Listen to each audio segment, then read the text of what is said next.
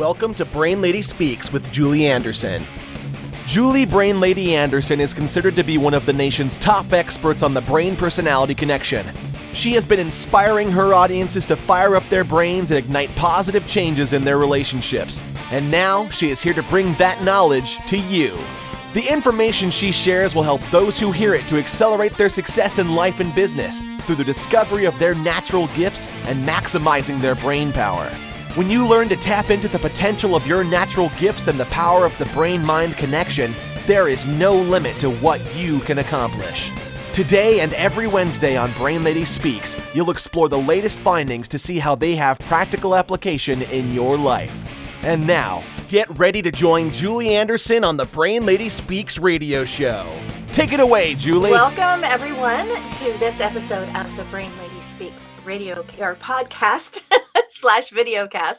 I am Julie Anderson, also known as Brain Lady Julie, and I'm very excited to start off this season with a wonderful interview with our guest, Leonor Carvalho. And we are in two huge different time zones. So she's calling in all the way from Finland. So we are so happy to have you here with us today, Leonor. Thank you for being here. Thank you for having me as your guest. It's an honor. And yes, we are 10 time zones, 10 hours apart, but we manage it. We manage it. It's awesome. Well, I am so excited to have this conversation with you and start off the year with getting our brains in the right place. And I'm going to read just a little bit from your website about who you are. And then we're going to get into some of your background, your real background, and where you came from and what brought you into this particular career of being a coach and involved in the different things you are. So she's a doctor, she's a scientist, a coach, and a therapist, and she is fascinated with the complexities of the human being. She's a certified hypnotherapist and life coach. She's residing in Turku, Finland. But because of this wonderful world of the internet and all of this digital, she services and works with people all over the world. While she was completing her PhD in biochemistry and researching molecules in the human body, she realized that continuing on the scientific path was not for her. She said her true life purpose in life was to work with the human mind. I love it. How that affects the brain, I'm sure. Her love for research has never faded. It just shifted to researching human emotions, motivations, and behavior. And is now, instead of working with the biochemical compounds, she works with people's lives to help transform and change them to the positive. So once again, Leonor, thank you for being on the Brain Lady Speaks today. Thank you for having me. Absolutely. So tell me, let's get in. I always like finding out with my guests a little bit about we hear their professional background, right? When I read the bio, but I want to hear more about what led you to switch from being a biochemist into the coaching world. So what led you into pursuing a doctorate in the first place? And then what was the shift? So what led you to science? First, I started my career planning when I entered university from this scarcity point of view, that I was just focusing on the money and not on what I liked, because at 18 years old, I had no idea what I liked. So I actually went and studied computer science. And then after, I kind of hated it, but I graduated. And after that, I shifted to bioinformatics. And that when I shift from bioinformatics, I started to work with diseases. I started to work with health and all of these things. And that actually sparked this joy in me, that I was doing something that, if I would look at the big picture, would be to help people to be healthier, to have more quality of life. And that's what led me to go to PhD in a totally different field of biochemistry. So I've kind of been change has been a constant in my life. Yes. I'm not afraid of it. So and then I went to study to do a PhD in biochemistry because I wanted to somehow contribute to people being healthier, to have better quality of life. But in the middle of my PhD, I kind of figured out that I was not in love with the topic, and I did graduate. I finished my PhD, but that was not the thing. It didn't And at fire the you up. No, and at the same time that I was like going through the PhD, I went through a big existential crisis. I had a burnout and then I started to do therapy. I started to work on myself. I studied coaching as well when I was in the last stage of my PhD. And then all of a sudden things started to click. The pieces of the puzzle started to click. And because I had done this work on myself and I was observing people around me, I could see that people are making their life harder than it has to be.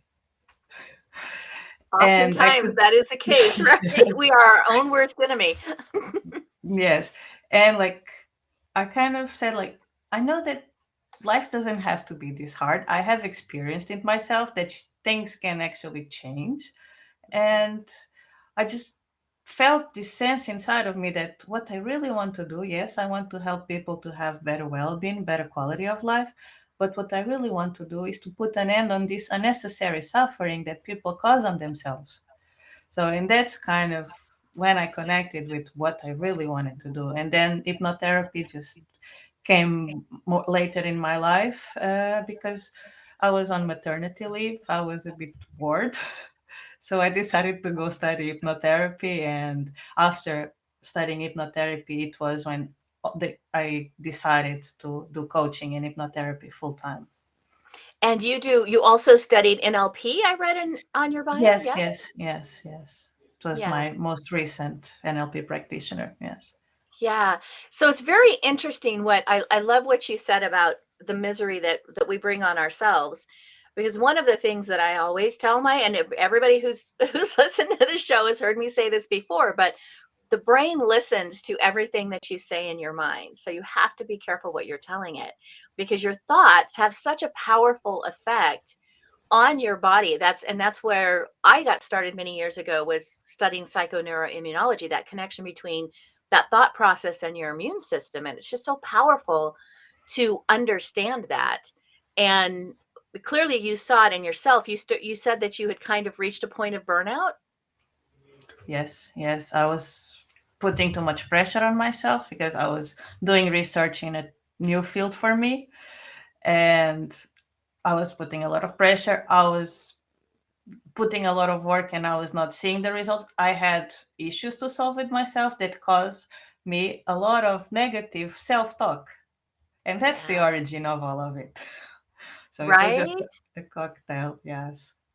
Yeah, it's interesting how we are oftentimes with the things we say to ourselves are a lot harsher and meaner than what we would ever say to another person.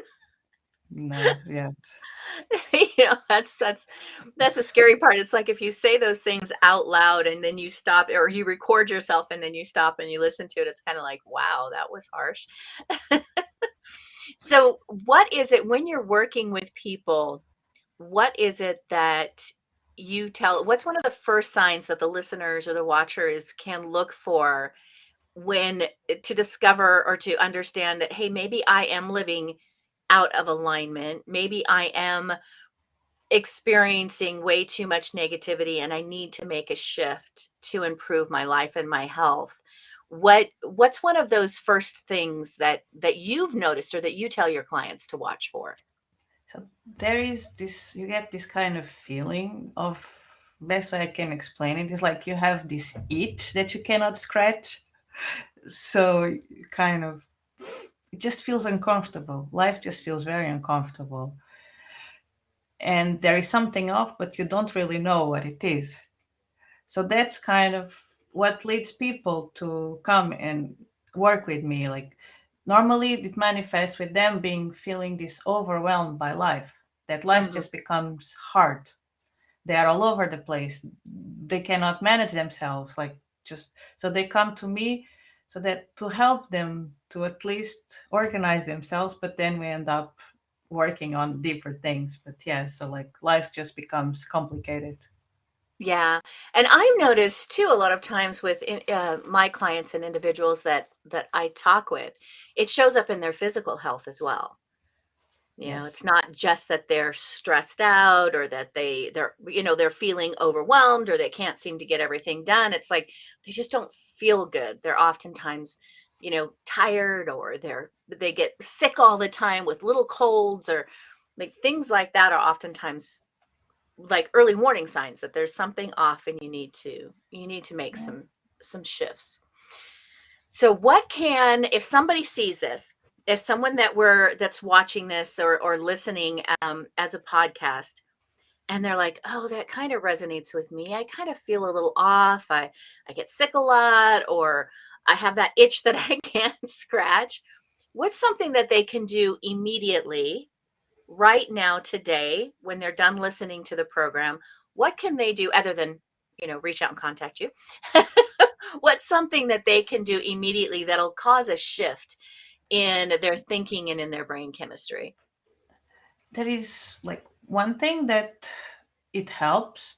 For example, learn about your values Hmm, and see if you are living in alignment with your values or not. Because chances are that if you are constantly going against your values, for example, in your work, if you don't value competition, but you work in a very competitive sales environment, for example, let's just an example. So you are going to be not only stressed with the job, but you're going to have the double stress of constantly being compromising your values, of this feeling this uncomfortable. So learn about your values and see how much of them are present in your life and how much of them you are living against, that you are good not point. satisfied. Oh, go ahead. Keep going. Yeah. Yeah. So just I think that's one of the first steps to bring a bit more lightness and joy into your life. So, how I find that in some, especially individuals, when they kind of get into their 30s or 40s, they almost like, how would you coach someone to say, if I came to you and I said, okay, get in touch with my values, how do I know what my values are? Right? I've been living my life this way for so long. How do I know what my values are? How do you help them really identify that true that true sense of who they are and what their values are, or how to create values in their life that are in alignment with their emotions that are going to make them happy? I would make them remember situations where they felt good, where they Mhm. felt alive. And then I would ask them, so what values are being met there? And then as well, I will ask situations where they feel drained, where they feel without energy, where they feel like in conflict. And I will ask what values are not being met there. So this is kind of the first step. So, but then it's in an interactive process, but this is how you start to dig in. That's an excellent practice, and I can see how that would help people just really come and become comfortable, because what I find is we get in the habit of living our lives, right? We get up in the morning, we get ready, we go to work, we do what we do, we come home, we cook dinner, whatever it is, and it's this pattern. And we get disassociated from how we really feel emotionally about things in our life, right? We know we're uncomfortable, but we don't always know where that discomfort is coming from or why we're experiencing it. So that's an excellent uh, exercise to do to really kind of become close to that. I coached and worked with a woman once who had built two in her lifetime. She was in her late 40s, two multi-million dollar businesses. And she was incredibly unhappy. And it was like she couldn't put her finger on it. It's like, I have all the money I need. We have a nice house, where she was in a good relationship. It's like there wasn't any reason why she shouldn't be happy. But what you're calling the values, I would call like your brain personality connection. She wasn't living connected to her DNA brain code, right? She was doing a lot of executive functions, and what she really wanted to do was just go hug people, right? She wanted to coach. She wanted to be connected to people. And sometimes we don't understand that, how that's being displayed in our life, or how we're how the disconnection with who we naturally are. Because I noticed that was something that you brought out in one of the points that I was reading, was how people can identify that they're living out of alignment with who they are, right? Which Yeah. is that value exercise you just gave. Yes, and I've realized that most people actually they don't know who they are. Mhm. They define who they are based on the roles they play, uh, outside things. And if you look at their core, they have no idea who they are. Because it's just like Carl Jung said, the world will ask you who you are. And if you don't know, the world will tell you. Yep. So, kind of, it's important to do this, let's call it self awareness journey, to Yeah. understand who you are, besides all the labels, all the roles you have, and also like take these lenses away of the limiting beliefs you have about yourself. Mhm. So it's very important to do this so that you know who you are, and then you can make the choices in your life based on who you are from the inside out, Mhm. not from the outside in. Yeah. And I think when you told your initial story of, when you were 18 and you went into computer sciences, like that happens to so many people because that brain is not fully developed at 18, right? We don't have the full prefrontal cortex, which means we don't have that full capacity to understand how our actions today are going to affect our life tomorrow, right? We just don't have that capacity at that age. It's not a bad thing, it just is a thing, right?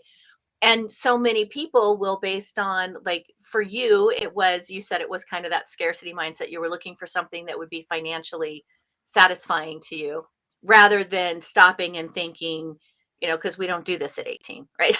Stopping and think, What's going to keep me happy when I'm in my 40s or 50s," right? We don't think long term like that. And so many people are swayed by their culture, their family expectations, even just the good intentions of a guidance counselor in school who looks at your scores, your scholastic base, and says, "Oh, this would be a good course for you to take." And at that age, you just kind of start going that way and you continue in that path. If you don't mind me asking, how old were you when you made that switch? Because you said you kind of reached that burnout and you realized that you weren't happy and you wanted to, be a coach. What age did that hit you? I'm curious. Like that, I realized that I didn't really want. I was 34. Yeah. Yeah. Something great happens in your 30s, I think. Yes, yes. I think you mature. Like all the drama from the 20s is gone, and you become a bit more. Yeah. And I'd like to remind people too, it's very interesting when you look at the brain sciences, right? The neurosciences, the brain itself, you can't really say it's done until about 30. And because it doesn't completely, all those neurons are not completely protected by the myelin sheath, which is a lot of, it just means your brain's not going to short circuit as much after in your 30s, right? It's more, it's like that reaches that complete development around the age 30. So it's for some reason, so that's why I think the 30s kind of is a good time. But then there's, if you're a firstborn in the family, or if you had trauma in your life, that doesn't necessarily mean something magical is going to happen in your 30s. It might be that you have a breakdown in your 30s, right? Yes, that you kind of need a crisis in a way to go and search for answers, because if you don't have the crisis or a breakdown, Yeah, life will continue the same. So exactly. it's not a Exactly. bad And thing. yeah, right. Now, do you find that with some of your clients, what holds them back? Like, I think there's probably like that gut sense that I'm a little off. Like you said, the itch that you can't scratch, it just doesn't feel right. What holds a lot of people back, do you think, from making that first step to reach out to someone for assistance? First, I think people are not really used to listen to their gut feeling or to their intuition. Mhm. So they just shove it and whatever, continue with their life until they cannot take it anymore. But I think it's mainly they have a belief that, kind of a limiting belief, that if you search for help, you are a weak person, Mm, that you need good to have it point. all figured out. Good point. Good point. That's so interesting that you say that. It's funny because just last night I was at dinner with my husband and I were at dinner with a good friend couples or a couple that's our good friends. I'll get it out. And the husband made an interesting comment. He said, men are not always allowed to feel. He said, when you ask a man how they feel and they say fine, 9 times out of 10, it's not fine. They've got something going on, but they're never been allowed in society in general to say, you know what, I'm not okay. I'm emotionally not okay. Like men are not encouraged to do that. And I think women too, they're encouraged. They have to be the strong ones in the family, right? They have to take care of the kids.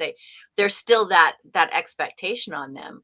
So they feel on themselves, I think, that they have to stay strong and they have to do this and they have to carry on.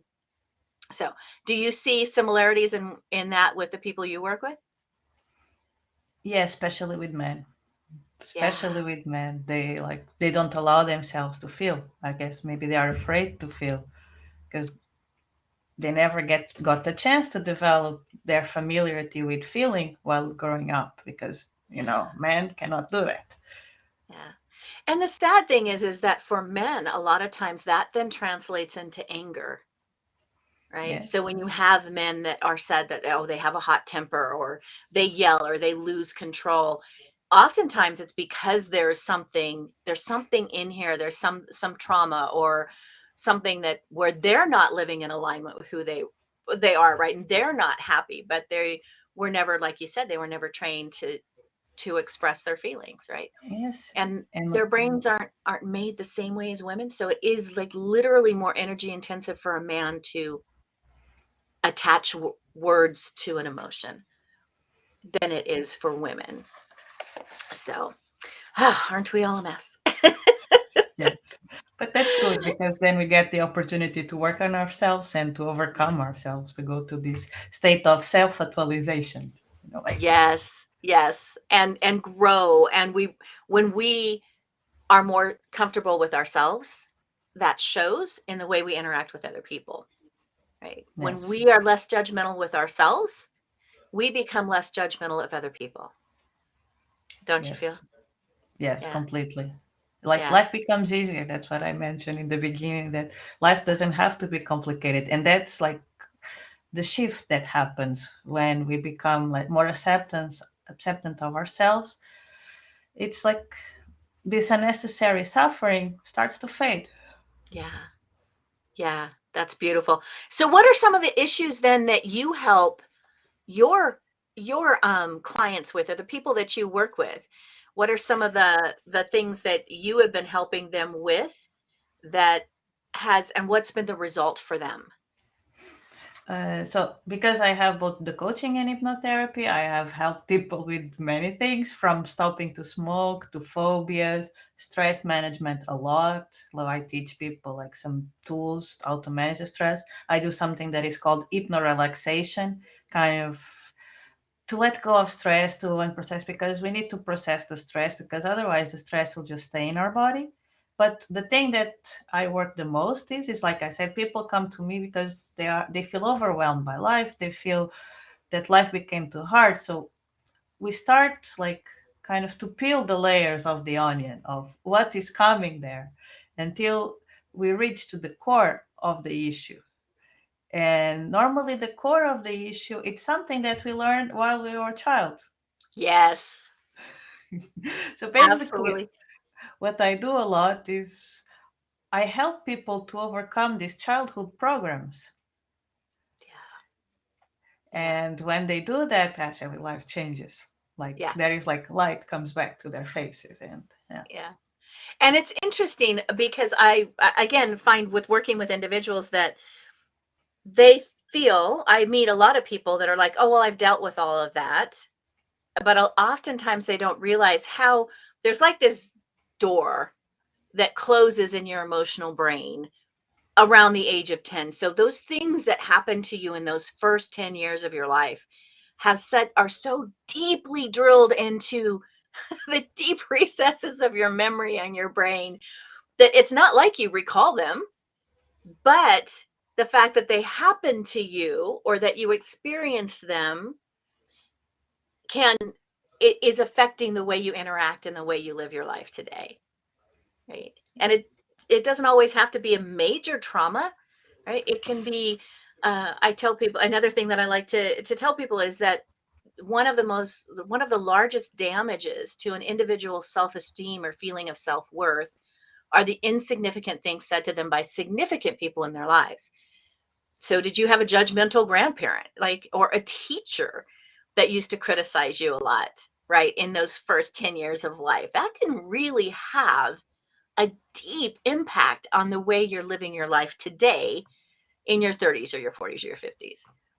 Yes, completely. And like when somebody comes to me and says like I had a perfect childhood, You're I like, immediately raise a red flag there because first, perfect is claiming it's like doesn't exist such thing as perfection, mhm, but there is something there that the person is refusing to see.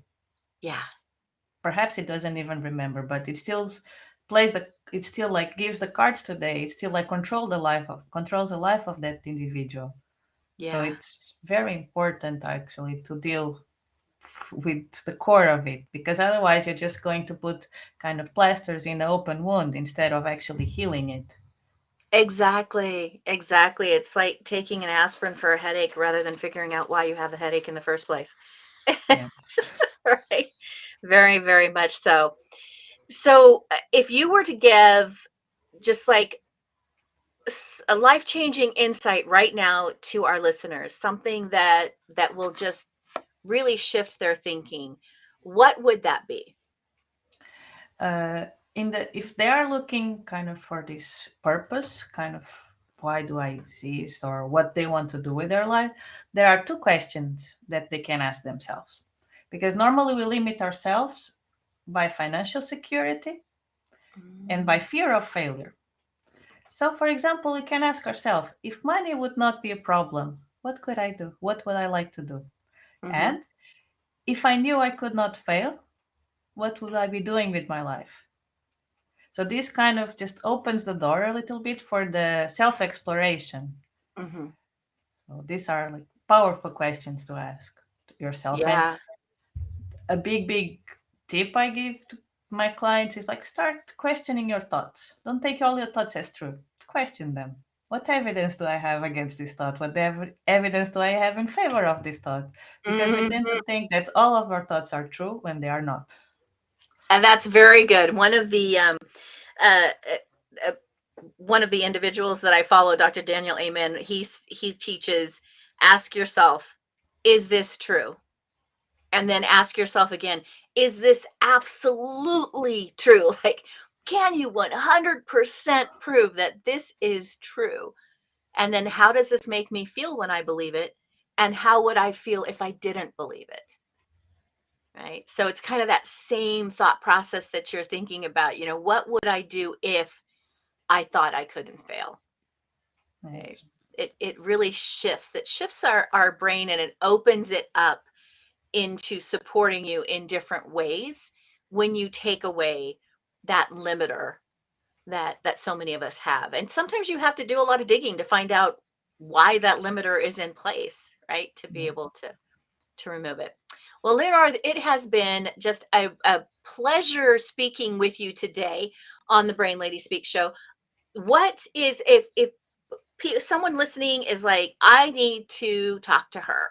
I need to connect with her, keeping in mind that there is a time difference if you are in the US. Of course, we do have a lot of UK listeners who the time difference won't affect one way or the other.